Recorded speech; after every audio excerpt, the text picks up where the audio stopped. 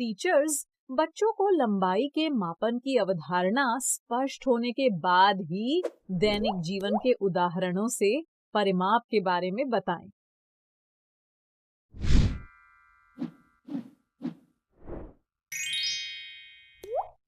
खुली एवं बंद आकृतियों का परिचय। बच्चों, आपने अभी तक बहुत सारी आकृतियों के बारे में सीखा, तो चलिए इन आकृतियों से एक मजेदार खेल खेलते हैं। मैं इन आकृतियों में किसी भी एक जगह पर पेंसिल रखती हूँ।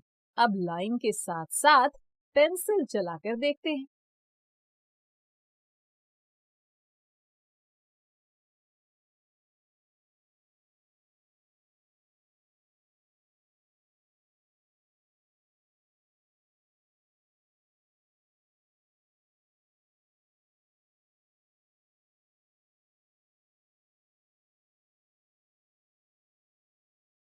तो बच्चों, हमने इन सभी आकृतियों में पेंसिल चलाई। बताइए, ऐसी कौन कौन सी आकृतियां हैं जिन पर पेंसिल एक बिंदु से शुरू होकर वापस उसी बिंदु पर पहुंच गई? पहली, तीसरी, पांचवी और सातवीं आकृतियों में एक बिंदु से पेंसिल चलाकर हम उसी बिंदु पर वापस पहुंचे। अब बताइए, ऐसी कौन कौन सी आकृतियां हैं जिन पर एक बिंदु से पेंसिल चलाकर वापस उसी बिंदु तक नहीं पहुंचे?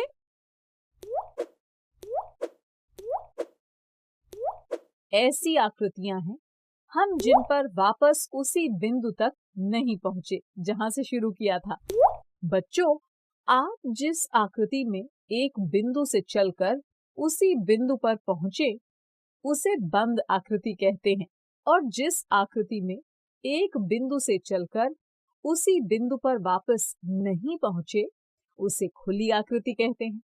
तो बच्चों, आप भी इसी तरह अपनी अभ्यास पुस्तिका में कोई भी आकृति बनाओ और देखो कि वो एक खुली आकृति है या बंद।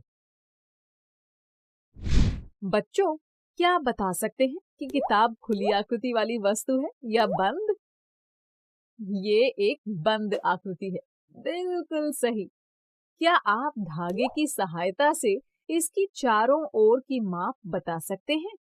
पता लगाने के लिए सबसे पहले हम किताब को जमीन में रखकर चौक से उसकी आकृति जमीन में बना लेंगे।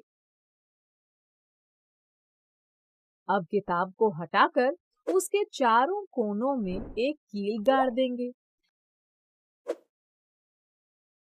अब एक कील से शुरू करते हुए इसमें धागा लपेटेंगे। उसके बाद दूसरी, तीसरी, चौथी और फिर पहली कील तक धागा ले जाएंगे। अब पहली कील वाले सिरे पर निशान लगाएंगे और फिर धागे को सीधा करके स्केल से उसको नाप लेंगे।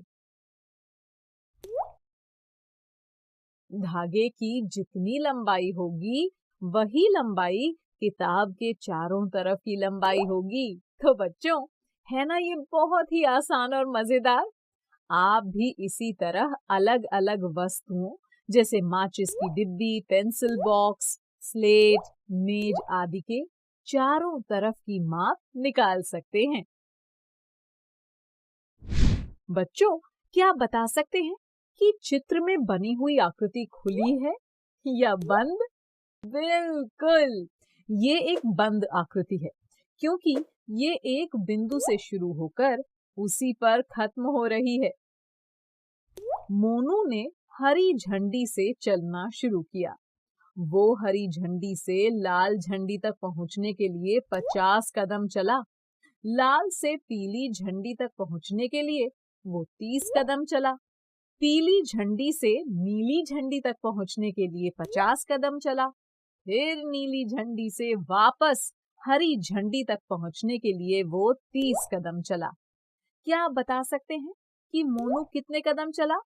बिल्कुल, मोनू सबसे पहले हरी झंडी से लाल झंडी तक 50 कदम चला। इसके बाद वो लाल से पीली झंडी तक 30 कदम और फिर पीली से नीली झंडी तक पहुंचने के लिए 50 कदम चला। और इसके बाद वापस हरी झंडी तक पहुंचने के लिए वो 30 कदम चला। वो कुल कितने कदम चला, ये जानने के लिए हम क्या करेंगे? कुछ याद आया बच्चों? कुल निकालने के लिए हम क्या करते हैं? बिल्कुल ठीक, कुल निकालने के लिए हम जोड़ करते हैं, इसलिए हम इसमें जोड़ करेंगे। तो 50 कदम में जोड़ेंगे 30 कदम, फिर उसमें 50 कदम और उसके बाद 30 कदम जोड़ देंगे। तो इसका उत्तर हुआ 160 कदम। यानी मोनू कुल 160 कदम चला।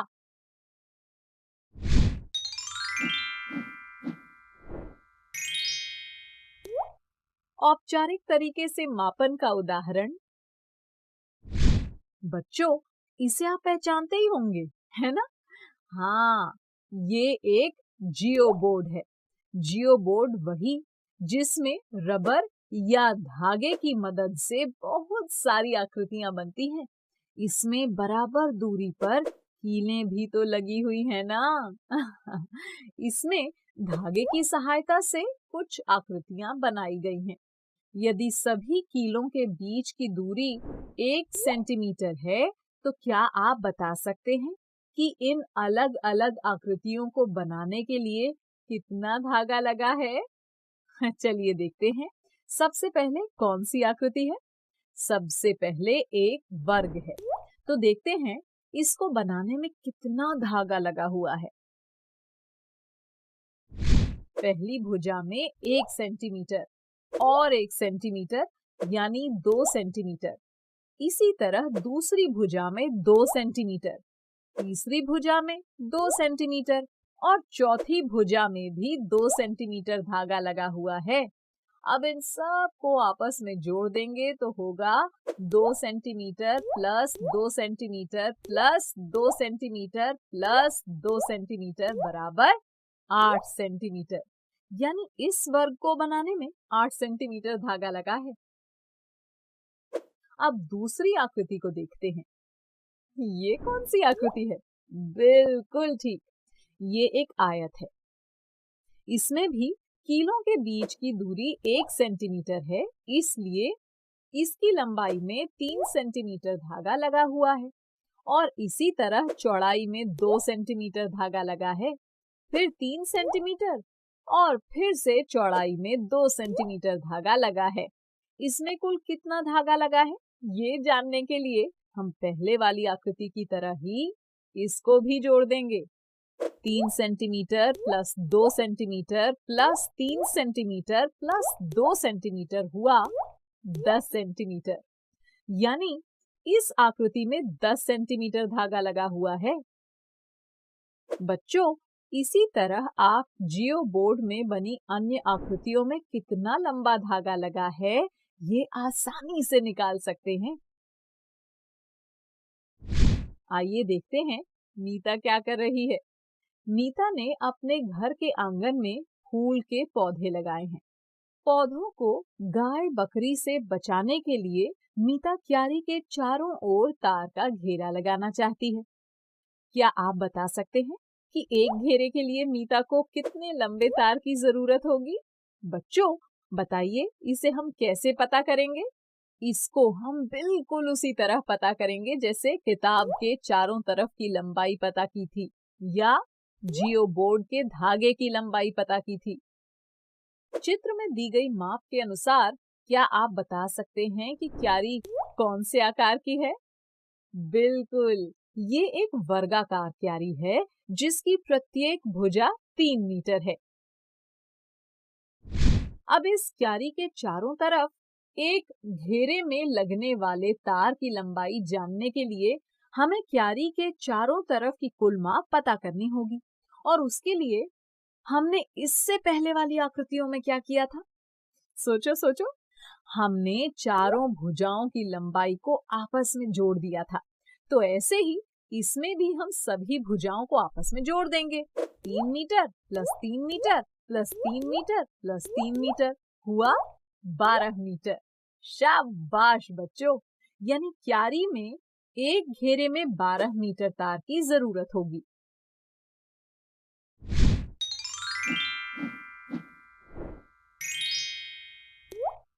परिमाप का परिचय। बच्चों, हमने अभी तक सभी आकृतियों की बाहरी या चारों ओर की माप का अनौपचारिक और औपचारिक ढंग से पता लगाया। जानते हो, किसी भी आकृति की बाहरी माप को परिमाप कहा जाता है। परिमाप शब्द दो शब्दों से मिलकर बना है, परि और माप। परि का अर्थ है चारों ओर और माप का अर्थ है मापना, यानी किसी आकृति को चारों तरफ से मापना परिमाप या परिमिति कहलाता है। और इंग्लिश में इसे कहते हैं पेरीमीटर। बच्चों, एक बात और, हम केवल बंद आकृतियों का ही परिमाप मालूम कर सकते हैं। इस प्रकार किसी बंद आकृति की चारों ओर की कुल लंबाई उसका परिमाप कहलाती है। बच्चों, याद है जब मीता को अपनी क्यारी के चारों तरफ तार लगाना था, तो उसने क्यारी की चारों भुजाओं के माप को आपस में जोड़ दिया। यही चारों तरफ का योग ही उस क्यारी का परिमाप होगा, यानी किसी भी आकृति की चारों तरफ की माप का योग उसका परिमाप कहलाता है। टीचर्स बच्चों को आप इसी तरह विभिन्न आकृतियों